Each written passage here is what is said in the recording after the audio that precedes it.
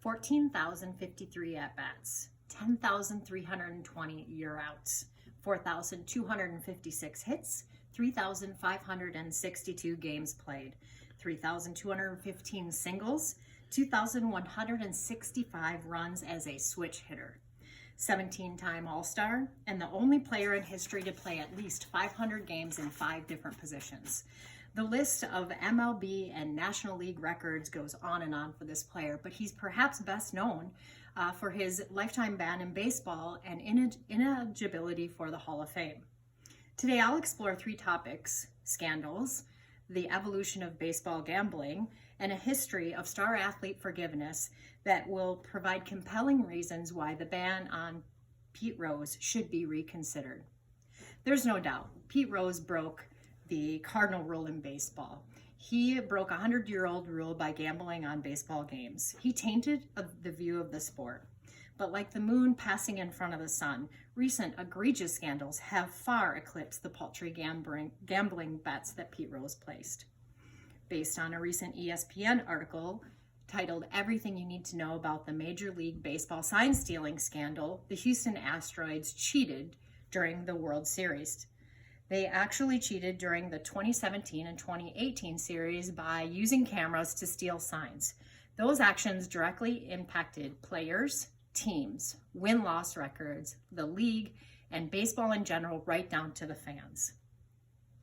In addition to that, the steroid era absolutely made offensive output a tainted fact.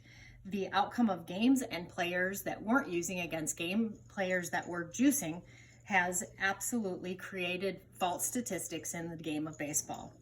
Banned in 1991, there were no comprehensive tests for steroids until the year 2003. That led to increased usage and further disparity between members who are juicing and weren't juicing. Prestigious memberships like the 500 Home Run Club, they've lost their shine and luster because those stats are completely tainted. Players were suspended or they retired to avoid suspension. Based on that, and given the cheating and steroid scandals, it just seems logical that we reconsider our ban against Charlie Hustle. Baseball's changed over the last 100 years. It's really softened its view on gambling, partially because it makes more money, gets better television ratings. They've even recently increased the amount that you can gamble on baseball games. While the essential rule of not allowing players to gamble on games remains in place, it is still a very difficult topic because gambling on games just doesn't hold the same tarnish or major concern that it will ruin Major League Baseball like it did back in the Black Sox era. When we think about 31 years and the evolution over 31 years, it does appear that we should maybe use our logical consideration of whether we should remain the ban on Charlie Hustle. Today we live in a society that loves our athletes. Let's admit it. I do too. Many have committed crimes that undermine the very bedrock and integrity that their individual sports were founded on. Let's talk about a few examples. Michael Jordan, basketball, Hall of Fame, 2009. Michael Jordan, in a recent article, Scottie Pippen is saying it's true. He did bet. He would actually, during games, work with members of his operations team on the Bulls to get Jumbotron scores and then bet against his own Bulls security guard, gambling during basketball games. Not a good idea for the sport, yet he's been inducted into the Hall of Fame. Ray Lewis, he's Football Hall of Fame, class of 2018.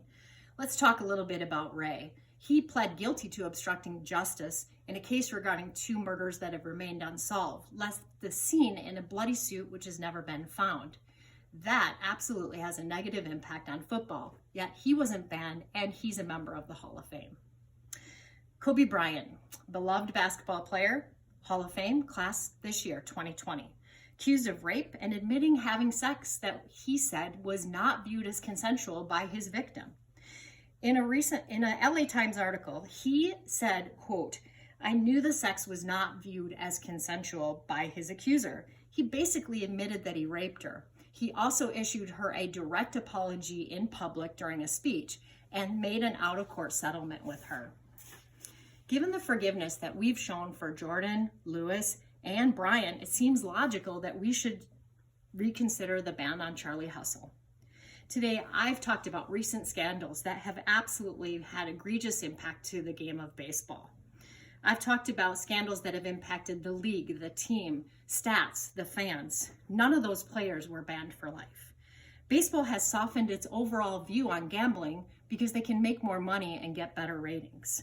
Lastly, I've given you relevant examples of players who have committed illegal or immoral acts but have yet remained players and been inducted into their respective Hall of Fame. Pete Rose's contributions to the game of baseball far outweigh his gambling indiscretions. In fact, there's no proof he ever threw a single game. 31 years is a long time to punish someone for gambling. Let's show forgiveness and let's consider this ban on Pete Rose. Let's let old Charlie Hustle back on our team.